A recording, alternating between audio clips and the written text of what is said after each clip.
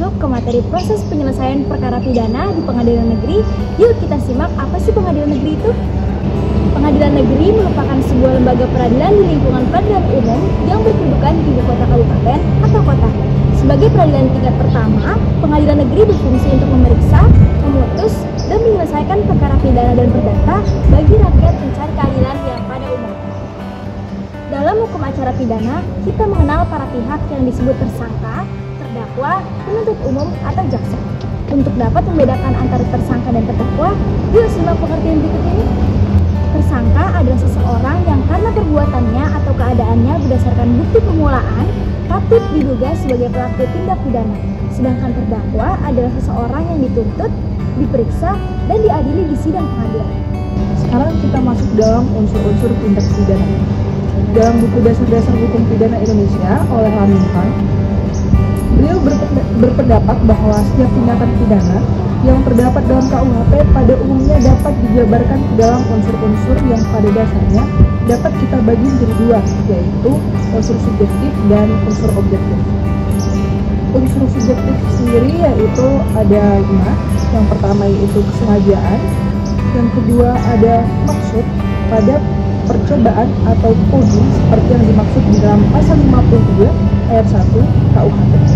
Yang ketiga yaitu macam-macam maksud seperti yang terdapat di dalam kejahatan-kejahatan pencurian, penipuan, pemerasan, pemalsuan, dan lain-lain.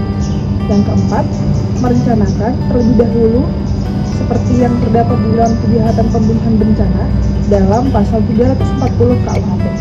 Yang kelima, yaitu perasaan takut seperti terdapat dalam rumusan tindak pidana menurut pasal 308 KUHP.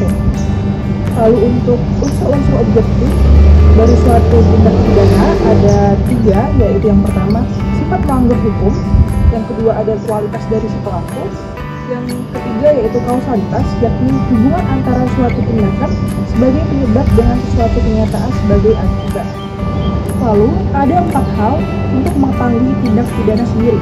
Yang pertama yaitu karena adanya pengaduan, yang kedua karena adanya pelaporan, yang ketiga karena tertangkap tangan, dan yang keempat karena diketahui sendiri oleh penyidik. Lalu untuk skema penanganan perkara pidana dapat dimulai dari kepolisian, lalu dilanjutkan ke kejaksaan, dan untuk tingkat terakhir yaitu di pengadilan. Lanjutnya kita masuki proses penyelesaian perkara pidana. Apa aja sih tahap-tahapannya? Yuk kita simak. Yang pertama ada pemeriksaan pendahuluan, yaitu dengan dilakukannya penyelidikan dan juga penyidikan untuk mengumpulkan bahan-bahan yang mungkin dapat menjadi bukti terjadinya tindak pidana. Yang kedua ada pemeriksaan sidang. Dalam sidang ini dilakukan pemeriksaan terhadap alat-alat bukti yang telah dikumpulkan. Selain itu dibacakannya tuntutan jaksa yang biasa disebut dengan rekusitor, dan terdakwa membacakan pembelaan atau pledoi yang berupa pembelaan diri terhadap tuduhan penuntut umum pada dirinya. Proses yang terakhir yaitu dibacakannya putusan hakim. Ada 3 putusan yang dikeluarkan oleh hakim setelah melewati pemeriksaan sidang. Putusan yang pertama yaitu putusan pembebasan. Berdasarkan pasal 191 ayat 1 KUHP, jika pengadilan berpendapat bahwa hasil pemeriksaan dari sidang kesalahan terdakwa atas perbuatan yang didakwakan kepadanya tidak terbukti secara sah dan meyakinkan, maka terdakwa diputus bebas.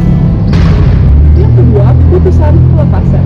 Berdasarkan pasal 191 ayat 2 KUHP, jika pengadilan berpendapat bahwa perbuatan yang didakwakan kepada terdakwa terbukti, tetapi perbuatan itu tidak merupakan suatu tindak pidana, maka terdakwa diputus lepas dari segala tuntutan hukum. Dan yang terakhir yaitu putusan penghukuman. Berdasarkan pasal 193 KUHP, jika pengadilan berpendapat bahwa terdakwa bersalah melakukan tindak pidana yang didakwakan kepadanya, maka pengadilan menjatuhkan pidana.